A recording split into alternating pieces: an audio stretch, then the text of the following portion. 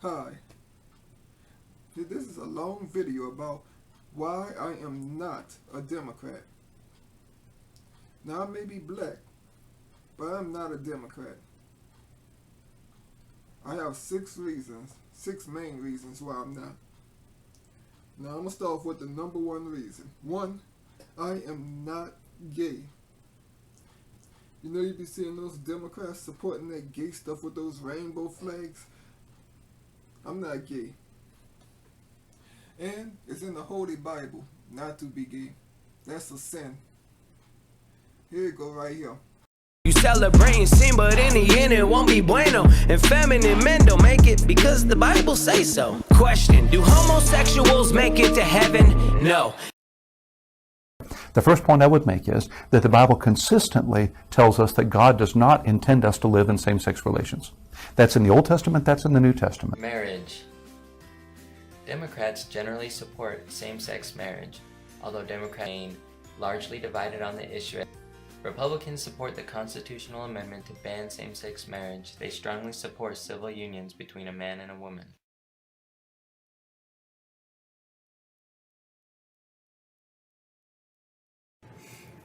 And you're comfortable with same-sex marriage now? Look, I am the President of the United States of America. The President sets the policy. I am absolutely comfortable with the fact that men marrying men, women marrying women, and heterosexual men and women marrying men are entitled to the same exact rights, all the civil rights, all the civil liberties. And quite frankly, I don't see much of a distinction beyond that. We still have a long way to go, but we will get there. My expectation is that when you look back on these years, you will see a time in which we put a stop to discrimination against gays and lesbians. You will see a time in which we as a nation finally recognize relationships between two men or two women as just as real and admirable as relationships between a man and a woman. Former Secretary of State Hillary Clinton, a potential 2016 presidential candidate, says she backs marriage rights for gay Americans. In a video for the gay rights advocacy group Human Rights Campaign, Clinton says she supports gay marriage personally and as a matter of policy and law. I support marriage for lesbian and gay couples. Earlier this month, Clinton's husband, former President Bill Clinton, also addressed the issue, saying the 1996 law he signed defining marriage as between a man and a woman was unconstitutional and should be overturned.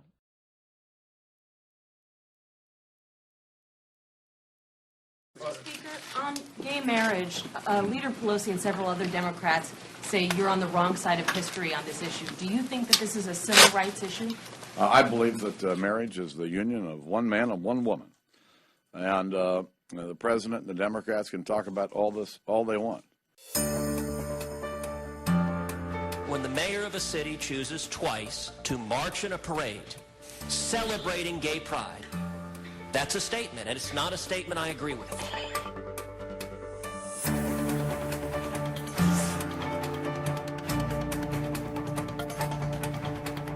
I'm not for any special protections based on orientation. I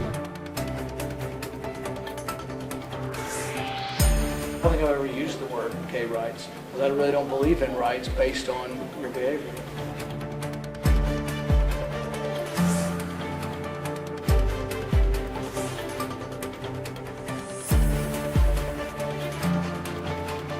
Our heart weeps for the damage to traditional marriage. It is not settled law. No law is settled. Marriage is between a man and a woman. One man and one woman. I'm against gay marriage.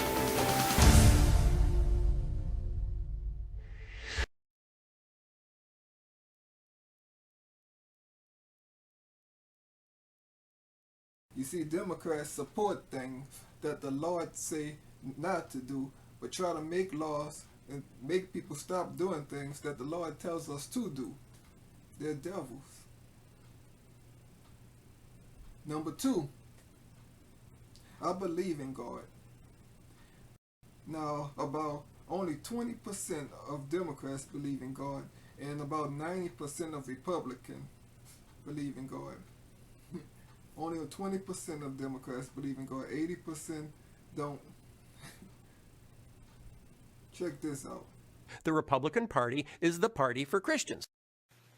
David, to the conventions, there's a story that's breaking, actually, that you broke on specific Democratic caucuses reciting the Pledge of Allegiance at the virtual convention, leaving out the words "under God." Let's take a listen. Please join me in the Pledge of Allegiance.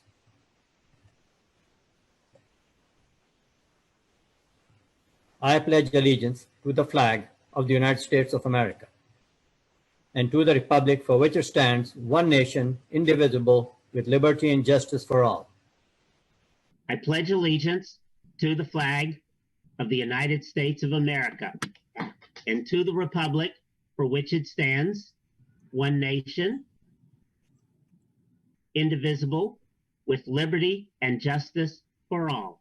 Affairs Caucus, a meeting that the DNC was holding this week. They left the words "under God" out, as you just heard. Also, the LGBT caucus, that's what they call themselves at the DNC, also left the words "under God" out. The chair will lead the House in the Pledge of Allegiance. I pledge allegiance to the flag of the United States of America and to the republic for which it stands, one nation, indivisible, with liberty and justice for all. Rick in Lorain, Ohio, Democrat. Hi, Rick. How you doing tonight? I'm a lifelong Democrat. I'm from Lorain, Ohio, which is a Democrat city in Ohio. And I just want to say, after watching the convention tonight on TV, on C-SPAN here, I am definitely changing my vote to Republican. And I'll tell you what, they just put the Democratic Party to shame. I'm going to follow the Republican Party now. But why? What was it that convinced you about tonight? It was the heartfelt way they came across to the American people, and I was really touched by the number of times they used the word God. They put God into everything, and the people on the Democratic side on their convention act like they were pushing God right out of it. During the Democrat convention, the words "under God" were removed from the Pledge of Allegiance. The God who spoke against money, and the money I carry in my wallet has to say, "In God we trust." I think that's offensive. Is our nation's motto really that offensive? Here to debate, former press assistant for former Pennsylvania Senator Rick Santorum, Lauren DeBellis Appel, and Minnesota State Senator John Marty, who you just heard in that soundbite arguing against the bill. Thank you both for being with us. Thank you, Ainsley. You're welcome. So, Senator Marty, I wanted to start with you because we heard in that soundbite that you said you found "In God We Trust," you find that offensive, that's on the money that's in your wallet. Why do you feel it's offensive? Sure. First of all, I don't think the motto is offensive. What I find offensive is the government is choosing to sanction a certain religious motto, and it's trying to push that on all Americans. I objected to the proposal for two reasons. One, Senator Hall, the author of it, was saying 79% of Americans don't believe in any God. Yes, 79% of Democrats don't.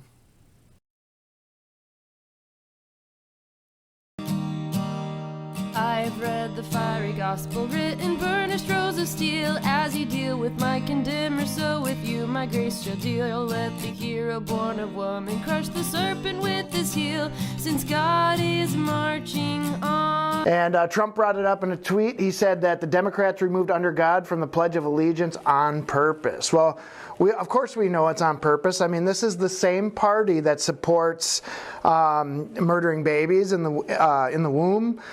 They promote sexual deviancy. They promote everything that is defying, they promote almost everything that defies the laws of God.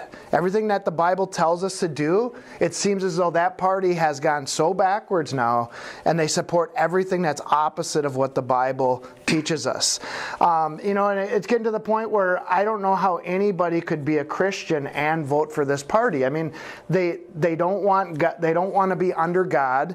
They want to be their own little gods. They want to dictate. They want to decide for themselves what is right and wrong, and they don't want to answer to anybody but their own lusts and their own ambitions for power. CNN can eat my dirty socks. You cannot be a Democrat and a Christian. You cannot. Somebody say amen. Amen.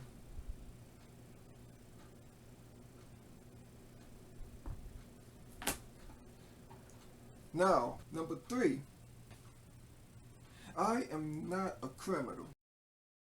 Democrats love crime and support criminals. Now, his unsolved murder has sparked a surprising shift for this lifelong Democrat.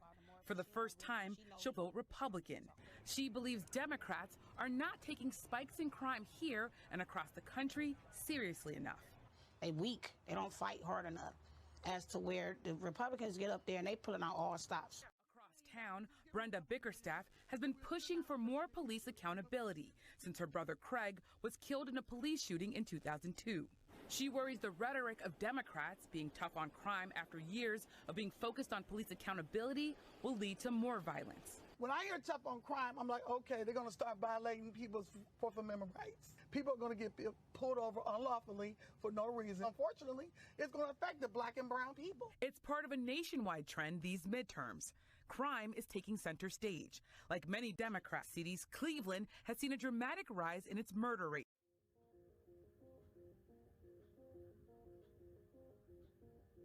In the city of Chicago that I grew up in, it's become, for so many people, hell on earth. A hellhole. Hell on earth. Just in last year, it was the deadliest year in a quarter of a century. The deadliest year in 25 years. Correct.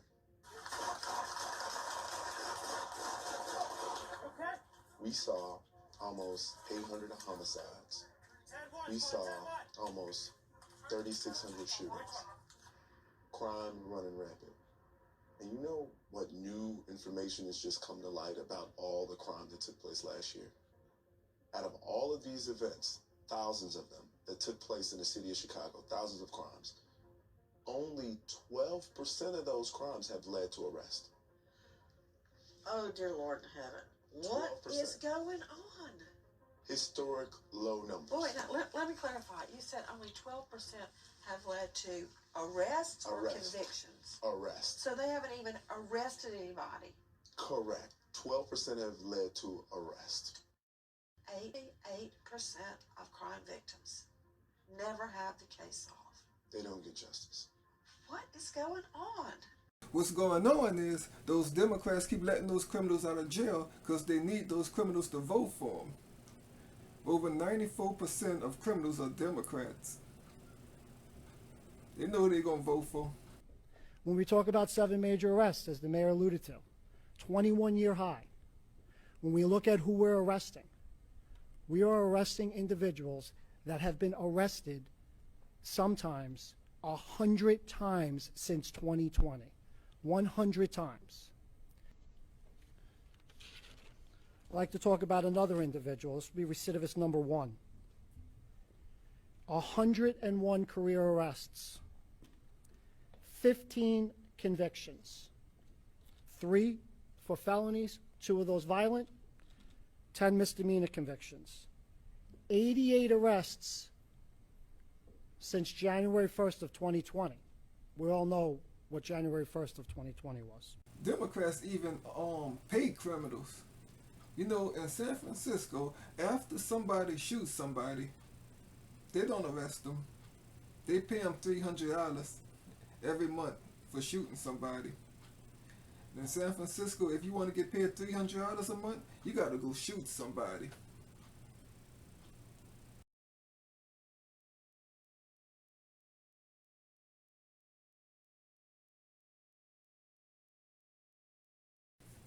How would you feel paying tax to criminals who shoot people? Democrats love crime.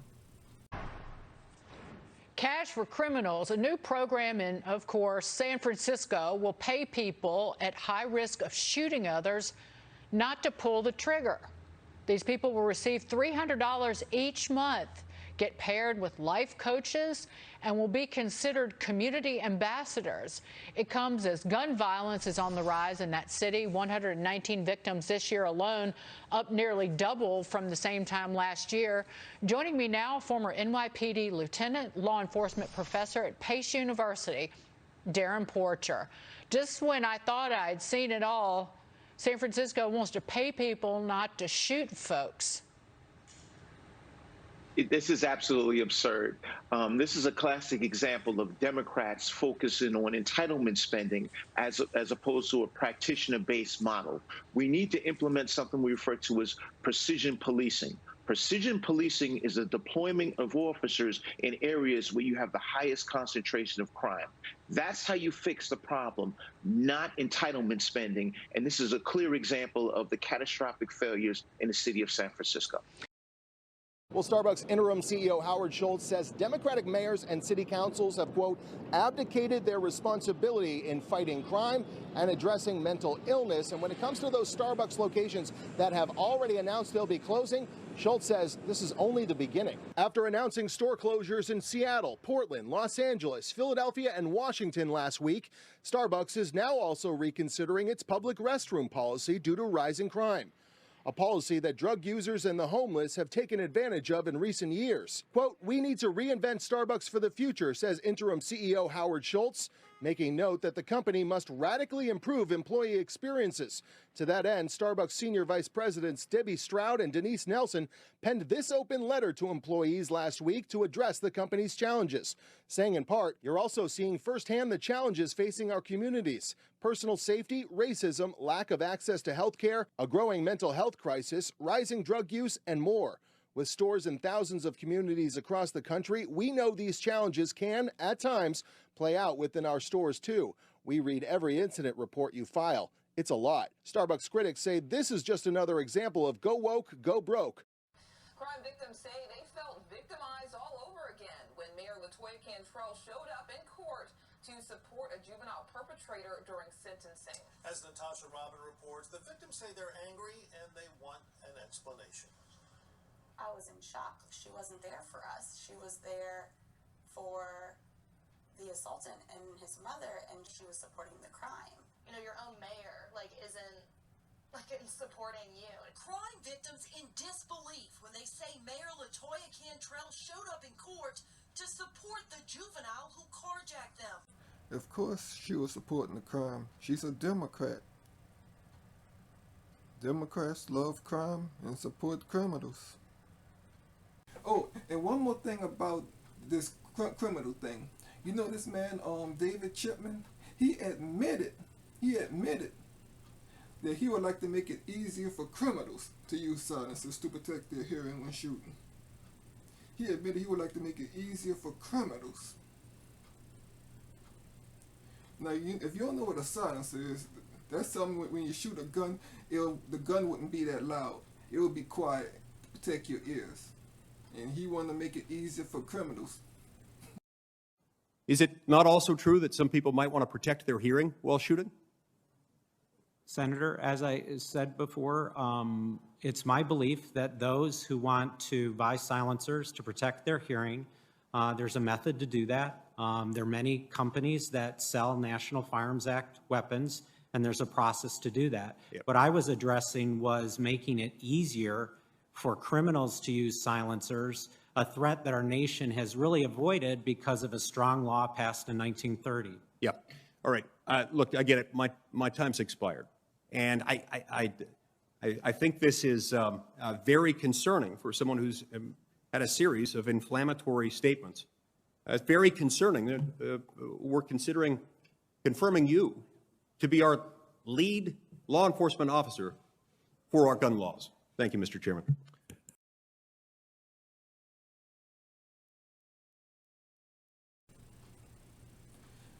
Number 4, I support the Second Amendment. You know, you little devil Democrats keep on wanting to take out guns while y'all let all these criminals out of jail. Because y'all love criminals and like making easy targets for them. So you mean to tell me that the God-hating, baby-killing left wants to let people out of jail, let people loot, let people riot, let people burn down buildings, and they want to take my gun?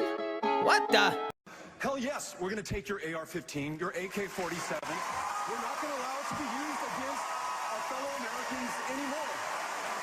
I have a message for Joe Biden and Beto O'Rourke, if you want to take everyone's AR-15 in America, why don't you swing by my office in Washington, D.C. and start with this one. Come and take it. And I fully expect my fellow Americans to follow the law. You expect mass shooters to follow the law? Yes. Congressman, mass shooters don't follow by definition. The mass shooters in Parkland, in El Paso, I could go on for 10 minutes. They don't follow the law by definition.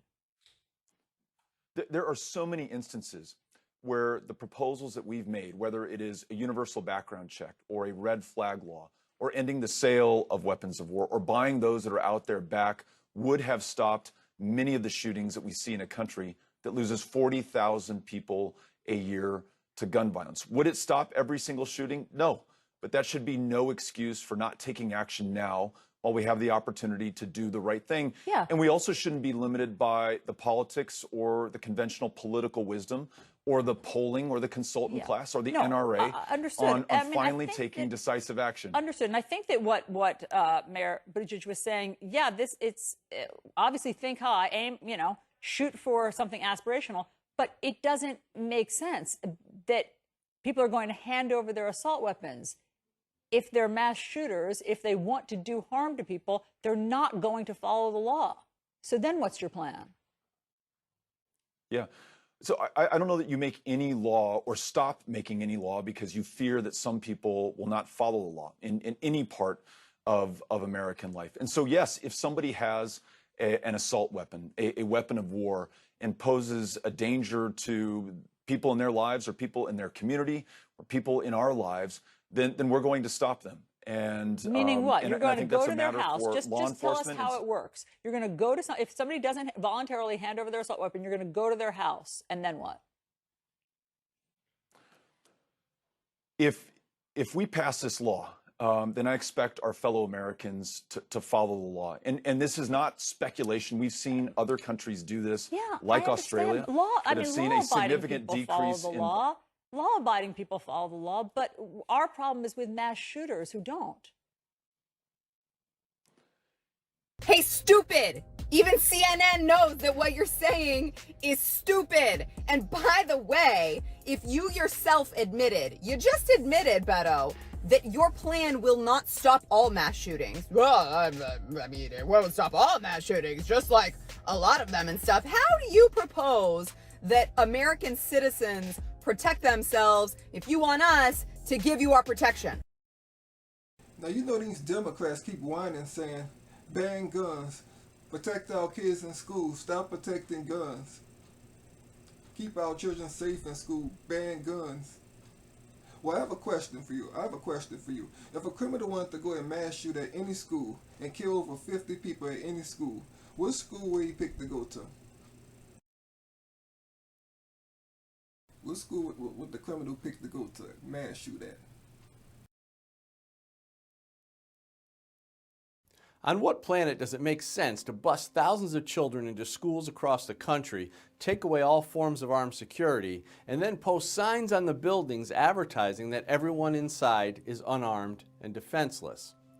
Ever since the Gun-Free School Zones Act, introduced by Joe Biden, was signed into law in 1990, school killings have doubled. You Democrats keep talking about school shooting when y'all voted for the guy who made school shootings double.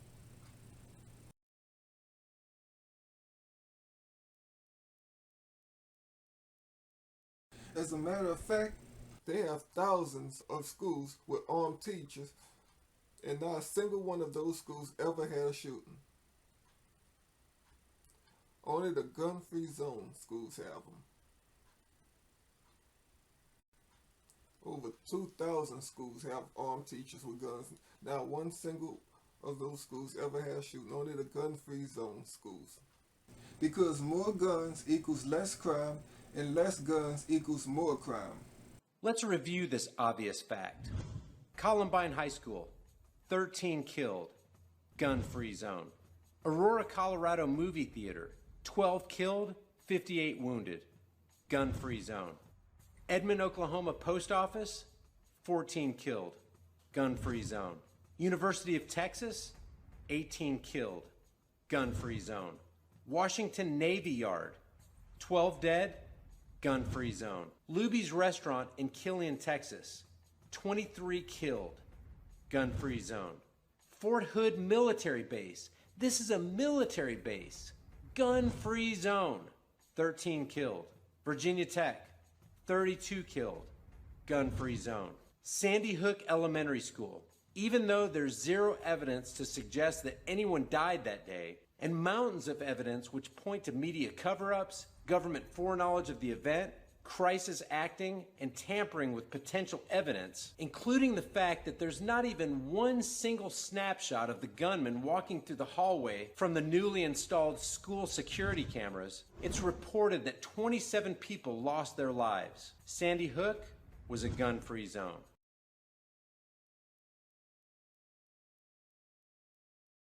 The fact is, Democrats don't want Americans to own guns. In August 2019, a television interviewer asked then-candidate Joe Biden the following question. So to gun owners out there who say, well, a Biden administration means they're going to come for my guns. Biden's response? Bingo.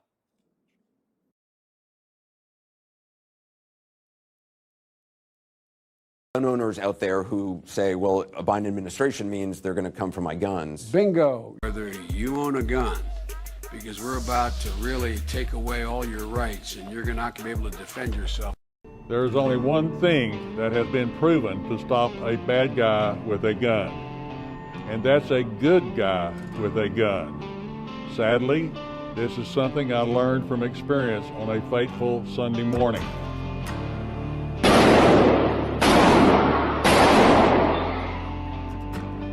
Yeah, that's me.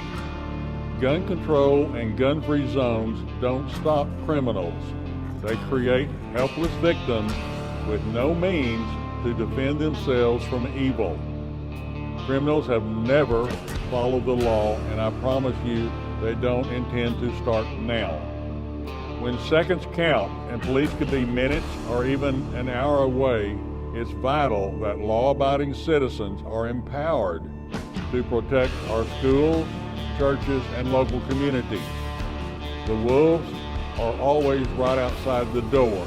There is no sign or law that will stop them, but a bullet will. My name is Jack Wilson, and I am a proud lifetime member of the National Rifle Association.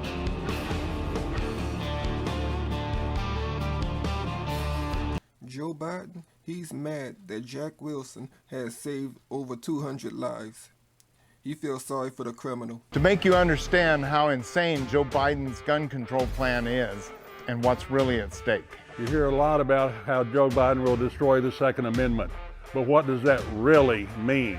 Did you know that for every magazine over 10 rounds and semi-automatic rifle that you own or want to buy in the future, Biden wants to tax you $200. That means if you currently own 20 mags, he will tax you $4,000.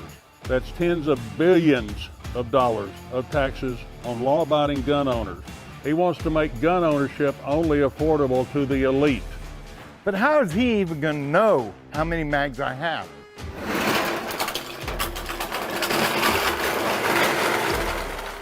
So instead of anybody coming at you and the first thing you do is shoot to kill, you shoot them in the leg.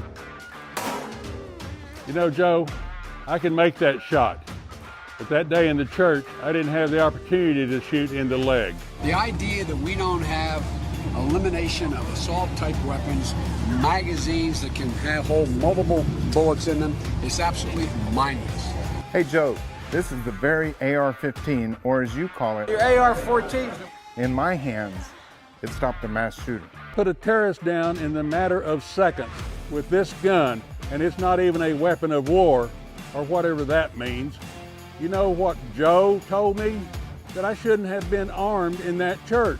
So with the tragedy that just happened in Texas, my question is, how do you justify the Democratic view on gun control when the shooter was stopped by a man who was legally licensed to carry a gun?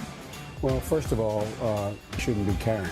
You see, Biden saying the good guy who stopped the bad guy legally and saved over 200 lives shouldn't have been carrying. But he ain't saying the bad guy who murdered 2 other people shouldn't have been carrying. He's saying the good guy who saved lives and stopped the bad guy shouldn't have been carrying. Because Democrats love crime and support criminals. I'm not with that devil party. Mike Bloomberg, he's mad too that Jack Wilson saved over 200 lives and feels sorry for the criminal. Democrats love crime. Listen to what Democratic presidential candidate Michael Bloomberg had to say about the White Settlement church shooting, where the church member saved over 200 lives by using his personal handgun to shoot and kill the shooter before he could kill anyone else. It may be true, I wasn't there, I don't know the facts, that somebody in the congregation had their own gun and killed the person who murdered two other people, but it's the job of law enforcement to have guns and to decide when to shoot. You just do not want the average citizen carrying a gun. Let me break this down for you. Michael Bloomberg wants you to believe that gun control is about saving lives. But when a civilian uses his gun to save over 200 lives, he doesn't talk about the lives saved. He doesn't congratulate the person who saved those lives. Instead, he talks about how those people shouldn't have had guns in the first place because the only people responsible enough to have guns and make a decision about saving your life are the cops. Won't stop until we beat the NRA. Just cut it out. Your harebrained ideas of registering guns and insuring guns and tracking smart guns are nothing more than an effort to track gun owners for the next step of your agenda. You want to tell me what kind of gun I should have and whether I should even have a gun at all? As if some red flag law is anything other than an effort to target legal gun owners? You want to tell me how much ammunition is enough ammunition and how big my magazine should be?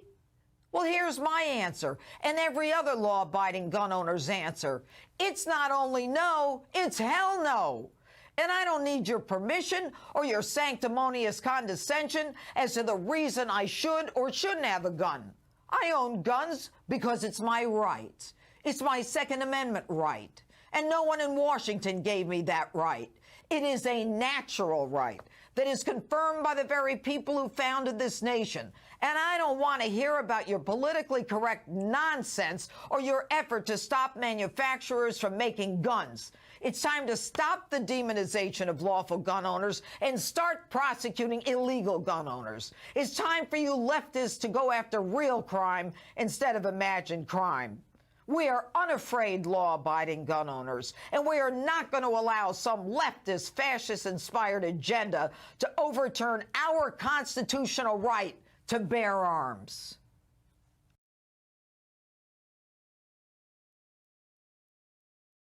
If the feds want to come in and start taking people down for having a high-capacity magazine, we're not going to have any part in that. State Rep Leo Basucci wants to make Arizona a Second Amendment sanctuary state, banning the use of state money or manpower to enforce any federal law or regulation that violates the right to bear arms. This bill is saying they can do what they want in D.C., but we're not going to have our law enforcement spend resources to help them arrest law-abiding citizens who are gun owners.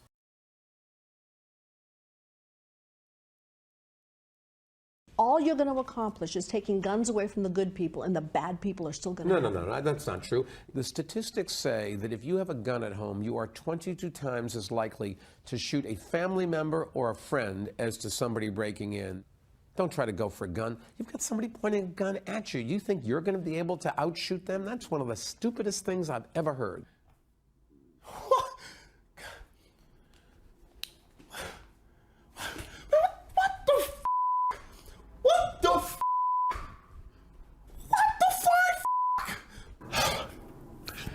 This man has armed security everywhere he goes, but he's telling you and I that having a gun to fight off a criminal is stupid.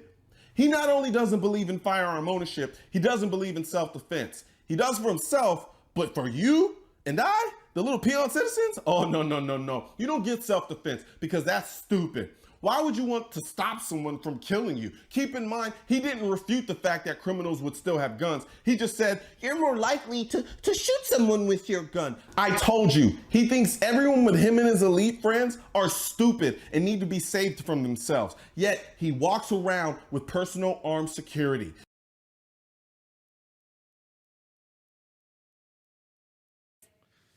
Mr. Speaker, in 2019, as a private citizen, a mom, a small business owner, I was ticked off that a politician running for president of the United States wanted to strip away our enumerated constitutional rights.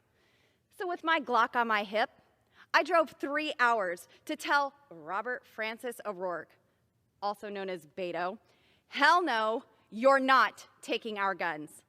That message resonated with millions of Americans, but sadly, the Democrat Party, isolated in their basements and gated mansions, still haven't gotten the message.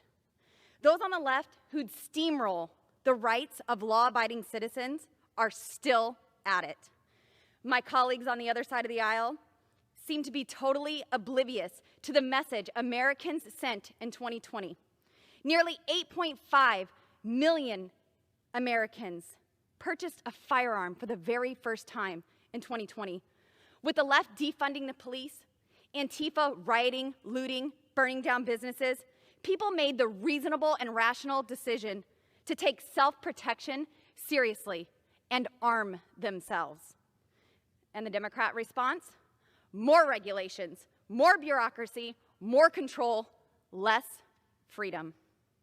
Mr. Speaker, I'll say it again, and I'll say it nice and loud so everyone can hear me. Those on the left are still tucked away safely in their gated mansions with their armed security, ignoring everyday Americans. For me, this is a hell no. It's a hell no to government treading on our rights. It's a hell no to the regulations of our Second Amendment. It's a hell no to government trampling on our freedoms. All of these new gun laws will do is leave law-abiding citizens defenseless, while criminals, wait for it, break the law. So I have a few questions for my colleagues on the left. I want to know, why do you trust the American people so little? Why do you look down on them as lesser than you? How detached are you to believe that someone else's rights should be subject to bureaucratic permission, to your permission? Why is it okay to provide armed security for yourself, but take away the rights of Americans to do so themselves? Why do you feel the need to keep a registry of gun owners? Do you not trust the American people? Are you afraid of your neighbors? Do you despise their rights? How much power over the American people will it take to satisfy these radicals on the left? Our rights don't come from politicians. They come from God Almighty. Stop pretending to be God, do your job, and protect the rights of the American people. And with that, I yield, Chairman. Thank you. Thank you. It's even in the Holy Bible, too, that we should have guns and protect ourselves. Don't believe me? Take a look right here. Don't put your faith in politicians, put it in Christ. Cause he said if you fully armed, then your goods are safe. I'm about that life. And that's Luke 11 and verse 21 for anybody. But all who are able to bear arms will cross over and fight for the Lord, just as you have said. Right, just as I have said. And I know I'm fighting for the Lord when you devils be hating. Everything that the Bible tells us to do, it seems as though that party has gone so backwards now, and they support everything that's opposite of what the Bible teaches us. When tragedy hits, Americans rebuild. When violence strikes, we defend ourselves. But there's some people living among us who take advantage of the bad times. We're living in a time when left-wing politicians seem to be encouraging violence. Some Democrat mayors and governors are telling police to stand down and allowing violent rioters to burn down their own cities so these elected officials can gain political leverage. They don't like the system we live in because it's an honest system. Our system of law and order holds people accountable for their actions. So it's no surprise they would want to break it down. Not only are they trying to break down our system of law and order, they also want to disarm law-abiding citizens, which is why some politicians and their anti-gun lobbying groups like Moms Demand Action in Everytown are using the violence and gun-related deaths as justification for more gun restrictions. They cause the problem, they refuse to stop the violence, and they allow their anarchists free rein so they can rack up more deaths to push for more gun restrictions on law-abiding Americans. Because the bad guys pay no attention to gun laws, the city of Chicago continues to break its own record in the number of gun-related deaths. Not by flag-waving, God-fearing Republicans, by left-wing terrorists and anarchists. Bloomberg-funded anti-gun research groups are in the process of adding those numbers to studies that will be regurgitated by left-wing media outlets, verified by so-called fact-checkers, spread across the first few pages of internet searches, and used as justification to push for more gun restrictions on you, the law-abiding American citizen. When lawful gun owners get arrested for defending themselves and their property from violent rioters, you know the prosecutors are corrupt and interested only in defending their own.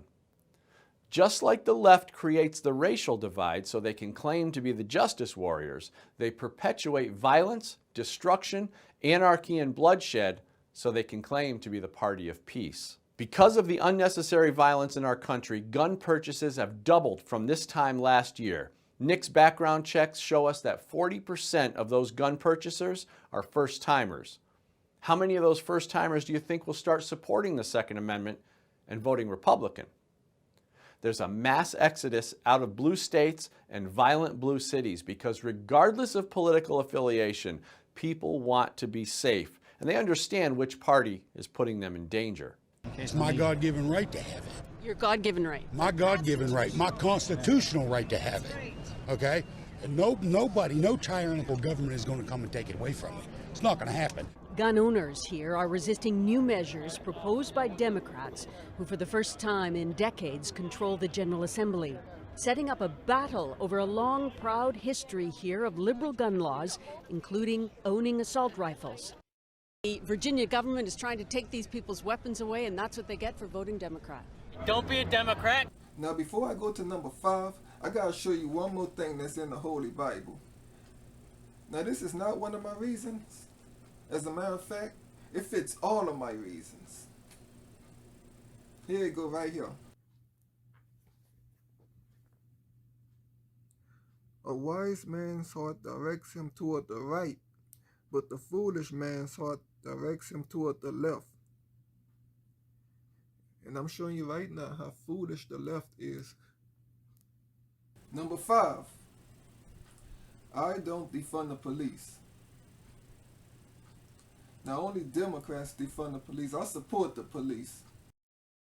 After the death of George Floyd and protests that followed, many Democrat-led cities defunded police, and voters then elected Democrat prosecutors who favored. So we've been talking about defunding the police. There's some issues that we ask police to do, like mental health issues or policing in schools and all the rest, that perhaps we can shuffle some of that money around. Suck it up. Defunding the police has to happen. We need to defund the police. Mayor Eric Garcetti saying, take some of the money from policing, about $150 million. I applaud Eric Garcetti for doing what he's done. Not only do we need to disinvest in police, but we need to completely dismantle the Minneapolis Police Department. So yes, defund your butts. Defund you. Yes, I support the reallocation of resources from NYPD. We will be moving funding from the NYPD to youth initiatives and social services. They are talking about reducing the allocation of resources to that department, and I think every single city in this country ought to be thinking about the same thing. Yes, I support the defund movement. Security because my body is worth being on this planet right now. Far-left Democrats accused of hypocrisy again. Squad member Cori Bush defends calling to defund the police while having her own private security. I'm going to make sure I have security because I know I have had attempts on my life and I have too much work to do. There are too many people that need help right now for me to allow that. So if I end up spending $200,000, if I spend $10 more on it, you know what? I get to be here to do the work. So suck it up, and defunding the police has to happen. We need to defund the police and put that money into social safety nets because we're trying to save lives. Let's think about this for a minute. The Democrats don't want you to have your Second Amendment rights. They don't want you to be able to own a firearm, or they want to tell you how many you can own. They want to tell you how much ammo you can have. So they don't want you to be able to protect and defend yourself, but then they also want to defund your police departments. But then they feel that they are entitled to have protection because they are just simply more important than the rest of us. But you notice, Cori Bush and others, when they have this private security, this private detail, some of it taxpayer funded, you notice that they're not calling social workers or mental health experts alongside them to protect and defend their lives that are apparently more important than ours. They're having police officers in private trained security who are armed, by the way. That's who they want protecting and defending them, but they want to leave your streets, your curbs, your country lawless and unprotected. It just goes to show the priorities of Democrats are always Democrats.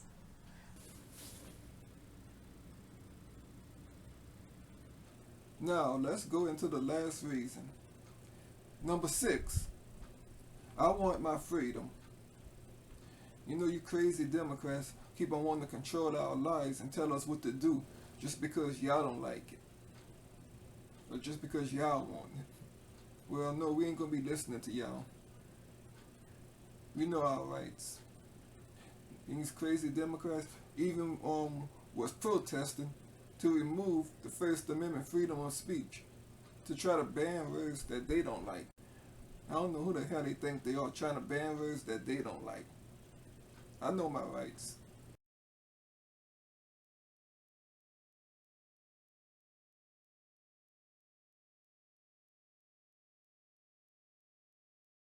Walker says violent video games like Grand Theft Auto could be influencing their young minds. There are instances in the game where an individual pulls up to a car, bumps the car, taps the car, gets out, pulls the individual out of the car, carjacks the car, pulls off. Walker met with Illinois State Representative Marcus Evans in January, and from there, legislation was drafted to amend a 2012 law preventing some games, including Grand Theft Auto, from being sold to children in Illinois.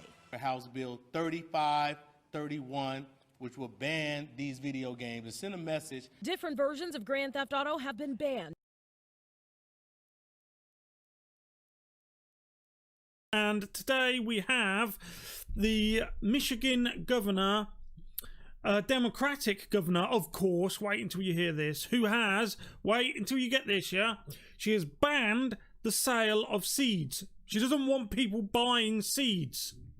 And you're going to see some footage and some images of the seed aisles and the vegetable grower, the horticultural aisles on lockdown. Now, I don't understand quite why people are being banned from buying seeds, but as we're going to get into it, the thing with leftists that you have to remember is that they love big government. They love people to rely on the government. And in these times of crisis, that people look to themselves for answers. Growing crops and growing your own food is something that a lot of people have decided to look into. And as such, the Democrat leftists, who love nothing more than power over your life, have decided to ban seeds.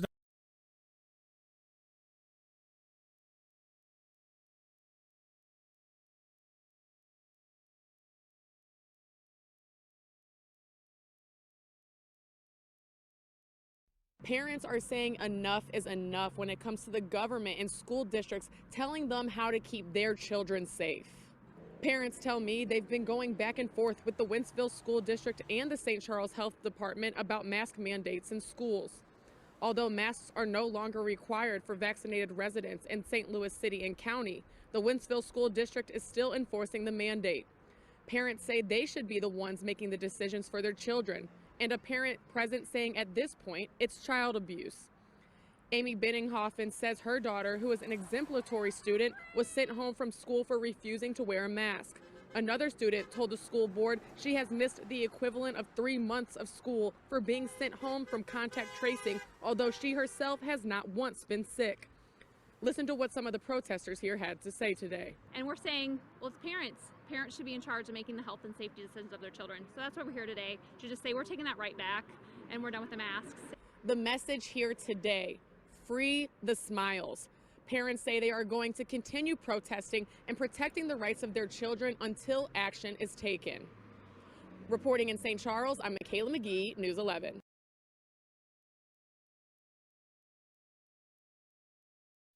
We're not doing that in Florida, okay? We need our kids to breathe, and so I think it's really important that parents obviously can equip their kid to go to school however they want, but there shouldn't be any coercive mandates. Nobody is above the law, and you can't go above the law and take away people's rights. And that's what they're doing. They're taking away parents' rights, and there will be consequences. Yes, ma'am. Governor, we've had a lot of cases this school year, the highest jump ever recorded. What role do you feel that masks should play when it comes to? They should not be mandated. No government entity should force you to do that. That is your choice. If that's something that you believe provides you protection, no one is going to say anything to you, but that should not, absolutely not be mandated. Obviously, it can't be mandated in the state of Florida, and that's an individual's choice. I will say that from a scientific perspective, you have even some of these experts now are acknowledging with an aerosolized virus, a piece of cloth is not going to stop the aerosols.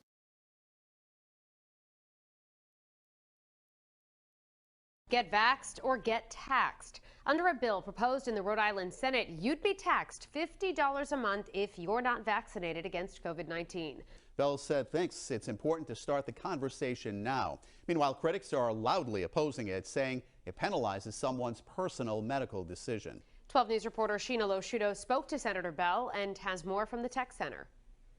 Well, bill sponsor Senator Sam Bell compares the proposed fine to a speeding ticket. He says several people get tickets every day, and it's a consequence for not following the rules. The government is not supposed to tell you what to do. Well, I think it's real simple. Democrats want to control your life. Democrats, they want to vote without showing their IDs to vote. They say that makes it harder for black people to vote. So they're saying it's hard for black people to get their IDs out their pockets, out their wallets. Well, from our Missouri State Capitol Bureau, Democrats speaking out about legislation moving through the House right now that changes election laws in the state. The House Minority Leadership and the Black Caucus claim the changes Republicans want will make it harder to vote. Those changes include requiring photo IDs to vote and a $500 fee for any group that files a petition. One of the more disturbing trends among Republicans this session has been their eagerness to enact legislation that will disproportionately harm Black Missourians and other minorities. The main argument by Republicans is that our Constitution and the initiative petition process are too easy, which reveals that they believe it should be harder for the public to access our laws and the Constitution. Democrats say they support House Resolution 1 in Congress, which allows early voting, making Election Day a holiday and prohibits photo ID. Yeah, they want to stop using IDs so they can vote twice. That's all. They want to cheat, stop using IDs so they can vote twice. They could be lying about their names and stuff. They don't want nobody to know who they are. They could be using other people's social security number. They just don't want to show their ID so they can cheat and vote twice. I also don't believe that we need to have a dictatorship in government telling, local school systems what they need to do, what private businesses need to do, what nonprofits need to do, or what individuals should do. As someone that believes in individual rights and freedoms, that's what our country has been built on. Oh, and since you Democrats always want to go into history, yeah, come on. We can go into history, all right. Check this out. Martin Luther King Jr., he was a Republican, and he gave the black people freedom. Y'all don't want to mention that. Y'all trying to hide that, huh? Here's his niece right here, Alveda King. I'm Dr. Alveda King, niece of Dr. Martin Luther King Jr. I greet you today, and I just want to share with you a little bit about my family and my history. My uncle, Dr. Martin Luther King Jr., during his lifetime, was a Republican, as was my father, his brother, Reverend A.D. King, and my grandfather, Dr. Martin Luther King Sr. The Republican Party historically has supported the rights of the oppressed. During the times of slavery, many of the abolitionists were Republicans. Today, we have another issue that is affecting the lives and freedom of many of Americans. Those are the little babies, the preborn. And so as the niece of Dr. Martin Luther King Jr., I want to encourage you today to remember the rights of all people, from the womb to the tomb. Dr. King said, injustice anywhere is a threat to justice everywhere. Dr. King also said that the Negro cannot win if he's willing to sacrifice the futures of his children for immediate personal comfort and safety. And so today I encourage you, as you make very important decisions on whom you will vote for, to remember to vote for your values and vote for life, liberty, and justice. Let freedom ring, and if America is to be a great nation, this must become true. We're supposed to be the United States of America, but in many ways, we're now divided into two very different nations. There is red state America, and there's blue state America. The red states favor conservative, small government, free market policies, low taxes, light regulation, tough on crime policing, and worker freedom. Think Florida, Texas, Tennessee, Arizona, and Utah. The blue states favor a liberal left, big government approach, high taxes, heavy regulations, high minimum wages, and mandatory union membership. Think New York, New Jersey, Connecticut, Massachusetts, Illinois, Oregon, and of course, California. Progressives like to argue that their big government, high tax policies are economically superior and thus better for the poor, minorities, and working class Americans than those of red states. Conservative policies, progressives contend, are culturally backward and tilted to benefit the rich. Let's test this thesis by comparing three of the largest red states, Florida, Texas, and Tennessee, with three of the largest blue states, California, New York, and Illinois. If progressive policies really work, then Americans should be rushing to get into the blue states. But just the opposite is happening. Americans are packing up their U-Hauls and heading to the red states. According to the New York Times in August 2020, so many people wanted to leave New York City that moving companies were turning away business. They just couldn't handle the demand. This exodus may be accelerating, but it's not new. Over the last decade, the three big blue states each lost an average of 1 million people to other states, while the three big red states gained almost 1 million from other states. Makes perfect sense. Americans like freedom. Small government means more freedom, and freedom means opportunity. Now those right there are the 6 main reasons why I am not a Democrat. Now before I go, I have a few more things I have to say. If you are a Democrat, tell me if you learned anything from this video, and did this video make you want to switch parties? Well, I don't know. Maybe you fit perfectly with them. Maybe you fit perfectly. Maybe you love that gay stuff. Maybe you don't believe in God. Maybe you love crime and support criminals. Maybe you don't like the Second Amendment, so crime can be easy for criminals. Maybe you like defunding the police, so the police won't stop criminals. And maybe you don't like freedom. Well, I already know y'all don't like freedom. And the other thing I had to say is, that's how we know the Republican Party is the best. You Democrats keep mentioning only one single Republican, Donald Trump. That's the only person y'all just keep mentioning, Trump, one single Republican. Or we keep mentioning hundreds and hundreds of those badass Democrats like I just did. You know, that's like two schools arguing. A smart school and a dumb school. They both arguing, saying we smarter than y'all. No, we smarter than y'all. Our school is smart. No, our school is smart. And the smart school keep proving this point by mentioning hundreds and hundreds of those dumb students at the dumb school, while the dumb school keep mentioning only one single student at the smart school. That's just how you Democrats are. Y'all just keep mentioning one single Republican, Trump, while we keep mentioning hundreds and hundreds of those badass Democrats. Okay, well, thanks for watching. I'm about to be leaving. Bye.